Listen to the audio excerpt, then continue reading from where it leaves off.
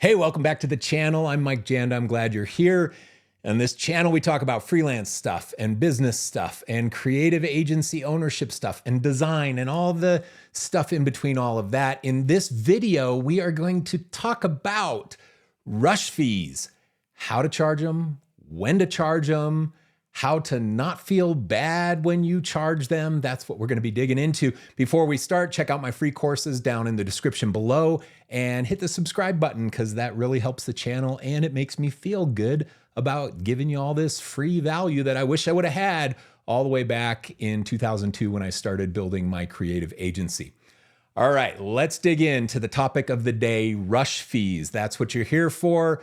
How do you do rush fees? Nobody ever taught me this. Nobody taught me how to do rush fees. In fact, nobody taught me how to do any freaking thing at my agency. I figured it out, trial and error and reading books. And they weren't even design business books. They were just general business books. And I figured out how to apply those things to my creative business.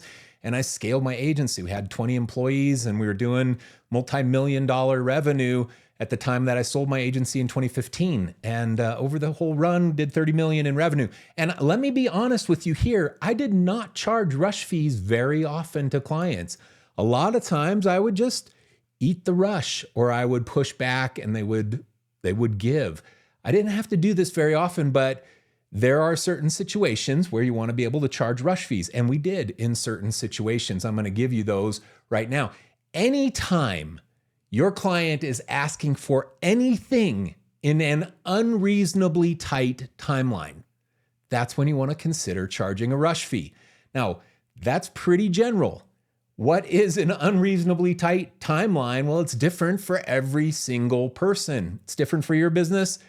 You determine that on a case-by-case basis. And it could be that anytime client's going to want you to work past 6 o'clock, then you're going to charge a rush fee. Weekends, nights. It could be that you have to cancel your family vacation, so you charge them a rush fee. You can charge it when you want. So there's a little bit of subjectivity there in analyzing your current situation and then deciding whether you're going to charge a rush fee or not, but you're entitled to charge it whenever you want.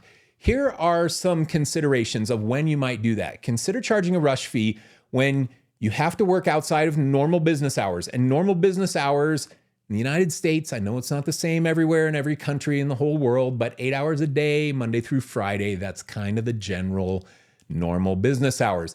Or you will have to move timelines for other projects. You already have production scheduled for other things, and you have to move those, so you might charge a rush fee in that situation. Or the client's deadline will cause you pain. You have to cancel existing plans. You have to cancel the concert. You have to stay up all night. You have to cancel your freaking wedding. You have to cancel stuff. If you're going to cancel those things and change your whole life to hit this client's unreasonable timeline, then you can charge a rush fee. That's when I would consider charging it. Now, this is such an important disclaimer right here. A tight deadline is your client's problem, and it is okay to charge them a premium to make it your problem. Until you say yes, it is still their problem. And if you want to take that problem on, it better be worth the price to take it on. It's their problem to get the thing done in the timeline that they have to. You do not have to say yes. And they don't have to say yes to your rush fee. It's their problem until you say yes to the agreement that you present to the client. Okay, here's how you do it. Start your rush fee at 50% markup and go up from there. Now, 50% markup, I came up with this number based on standard United States overtime hours, time and a half. Like these union companies that are union controlled, it's like time and a half. If you're going to work extra hours, it's time and a half. So that's 50% more. A $2,000 normal price at a 50% markup is $3,000. It's time and a half common wage for overtime hours. Now, the more painful the deadline is, the higher the rush fee you should charge. So I gave you the example before. You're going to cancel your family vacation or something? $20,000. Fine. I'll hit that deadline. I'll cancel my family vacation and I'll stay here and work on this thing for you. Regular price is $2,000, but for you, it's 20 grand. That's what it's going to cost. Sorry, I got plans already, but I'm happy to change my plans if the price is right for me. So you add your rush fee as a separate line item on your proposal. You have your original project price. Let's say it's $2,000, and then you add the rush fee as a line item, $1,000 more, $3,000 total price. And you present that to the client and say, hey, we're happy to hit your deadline. Like I told you on the phone, we're probably going to need a rush fee on this, and I'll present that to you. And then you talk them through the pricing. It's $2,000 usually. We have a $1,000 rush fee on here, but we can get it to you on Monday like you want. A rush fee presented as a separate line item often reveals that the client wasn't really in a rush. This is what the freaking happens so often. You present a rush fee and then they're like, oh, you know what? Actually, we don't need it by Monday. We can wait till Wednesday. Will we have a rush fee if it's Wednesday? Will we have a rush fee on that day if it's Wednesday? And then you can be like, no, yeah, we can do it by Wednesday. That's fine. So you don't always have to have rush fee, but that rush fee line item gives you the power to navigate whether the client is really in a rush or not.